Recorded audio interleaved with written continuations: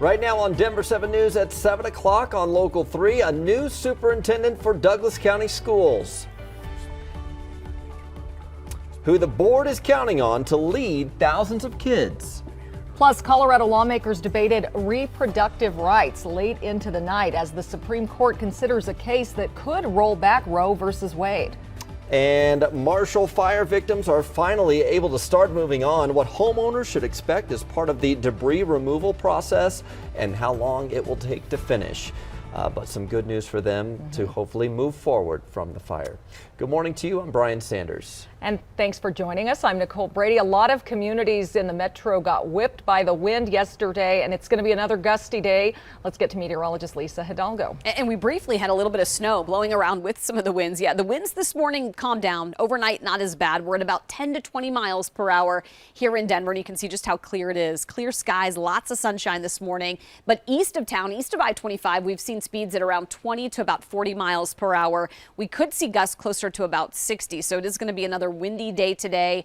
A little warmer though for your kids this morning. They're going to want a jacket or a heavy sweatshirt. Upper 20s and low 30s will be at right around 50 degrees by early afternoon between 2 and 3, and then we'll hit highs in the upper 50s, so a little warmer between 4 and 5. Should be a pretty pleasant day temperature wise. The winds though a bit of a headache. It's going to get a lot calmer tomorrow and even warmer as we head into the weekend, and I'll show you that weekend warm up on the Super 7 Day coming up. And the winds are not the only problem for the drive, especially if you are going to be heading east. That sun glare is going to be a major problem. Just a minute ago, I could see I-25. This is the ramp coming for you. Can see a couple of the cars there coming from northbound 25 to go east I-70, and then you have that blinding sun awaiting you on any eastbound route. So it will be a factor for us here this morning. As you take a look at the drive over there on Highway 36, had a car fire right before you get to Sheridan on the eastbound side. Not seeing any big delays because of that here this morning.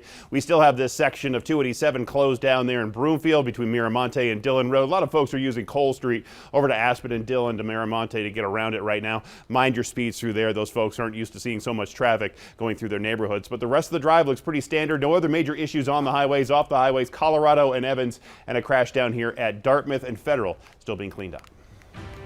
Well, breaking overnight, Colorado's third largest school district now has its next superintendent. In a 4-3 vote, the school board named Aaron Kane as the sole finalist.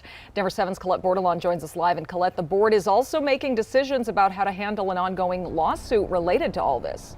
It all happened in the same meeting where they voted to pick Aaron Kane as the finalist for that superintendent position. She's been the favorite for that for a while now, but the board also voted to hire attorneys to potentially prep them for a lawsuit regarding open meeting laws, and that's related to the controversial firing of the former superintendent, Corey Wise. Now, his attorneys have requested any and all communications within the district related to Wise or his firing. Right now, Kane is the executive director of schools for American Academy, a public charter school with 3 campus locations. She's also served as the interim superintendent for the Douglas County District before, from 2016 to 2018. At the beginning of the month, during her public interview, she pledged to execute the will of the board, change the culture of the district, and empower teachers. When the new majority on the school board took over, there were allegations their decision to fire Wise was politically motivated. Protests in support of Wise by teachers, parents, and students swept through the district, but Kane says she doesn't see the need for political parties in school leadership. We can't change the conflict that's in our world or in our country, but I think we can work right here in Douglas County if we all work together to listen to each other, understand each other's concerns. And I would be privileged to lead bridging that divide. I do think we can absolutely bridge the divide and move forward for the thing that we all have in common. Our common cause is and always has been our students. That was Kane speaking to the board virtually right after the vote last night. But we talked with parents who don't agree with the board's decision, specifically the way they say they went about it. They say that's no lesson for their kids to learn. I'm not as confident in her ability to run the school district in the long term as I would be with the other candidate. Kane was going up against Danny Windsor. He's the executive director of the Parker region of the Douglas County School District. Now, Kane ultimately beat out Windsor, of course, but some school board members argued Windsor would have been the less divisive choice out of the two of them. Live this morning, Colette Bordelon, Denver 7.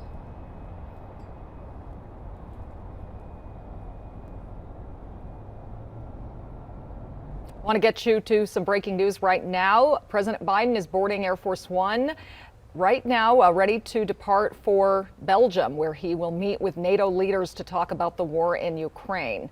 And again, a live look at Joint Base Andrews right now. NATO and European Union officials will attend an emergency summit on the situation in Ukraine. They're expected to announce a new round of economic sanctions. The president could also announce a permanent increase in the number of U.S. troops stationed in Eastern Europe. Overnight, Ukrainian troops celebrated a victory, reclaiming an important suburb of Kyiv from Russian forces. President Biden there just about to depart. That meeting in Brussels is tomorrow.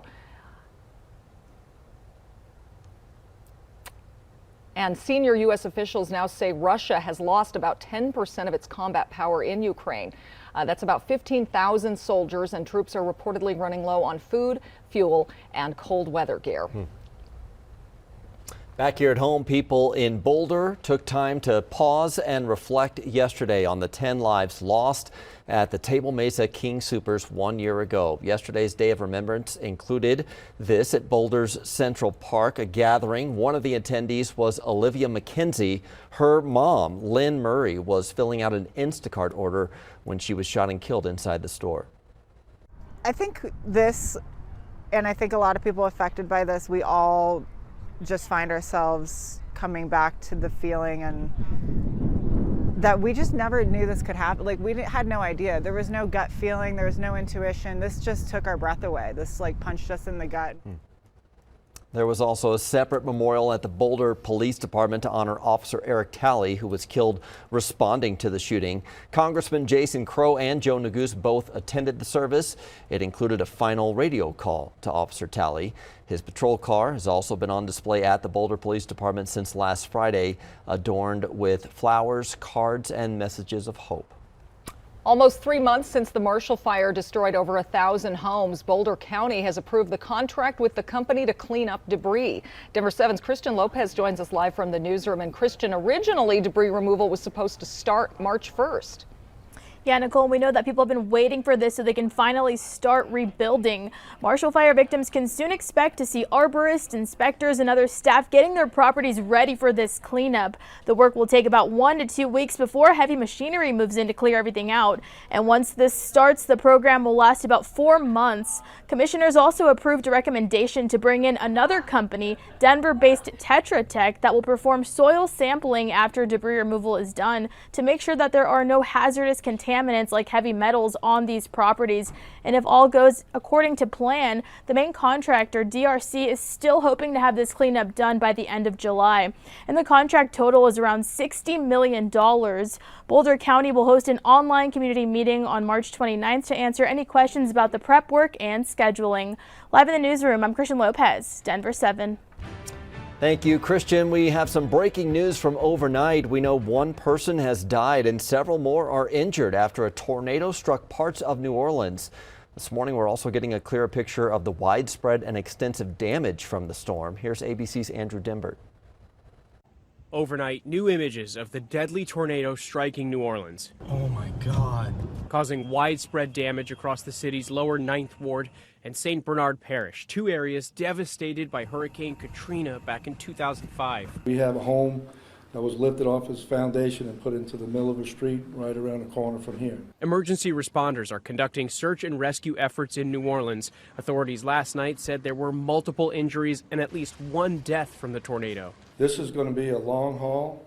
We just got off the phone with the governor. Tomorrow we will have a better assessment of all of the homes, the number of homes, the number of people affected. In Starkville, in neighboring Mississippi, the fast-moving line of storms also downing trees on the campus of Mississippi State University. At least 40 tornadoes were reported Tuesday across Texas, Oklahoma, and Mississippi, all from the same storm system. At least one person was killed during the storms in Texas. ABC's Marcus Moore is in the city of Round Rock near Austin. You can see the house just behind me. It has been destroyed, and we've seen just debris spread throughout the entire neighborhood. Damage was also reported in Alabama as the storms move east. Andrew Dimbert, ABC News, New York. Well, the Broncos are making another big move in the offseason. The team is signing Kawan Williams to a 2-year, $7 million deal. Williams was a free agent. He spent the last 5 seasons as a cornerback with the 49ers. And we're now hearing from our new quarterback, Russell Wilson, as he prepares for his first season as a Bronco. He told Broncos Country Connected host Alexis Perry he's looking forward to competing with the best of the AFC. I want to play against the toughest opponents possible, so it gets us ready for the last game of the year, and hopefully that's the Super Bowl. And so, if we can win those games and go battle, and the Broncos have always been close. They just need to push through a little bit, and hopefully we can find those margins of error and make them moments, great, amazing moments. And so I'm really looking forward to it. I'm looking forward to being in this locker room with these guys. Yeah, Russell's already practicing with his teammates, although this looks more like they're just hanging out at a resort. This is Russell's backyard in San Diego. The Broncos and Wilson posted these social media videos. Receivers KJ Hamler, Tim Patrick, and Cortland Sutton joined Wilson for a workout on his own personal turf field. Yeah.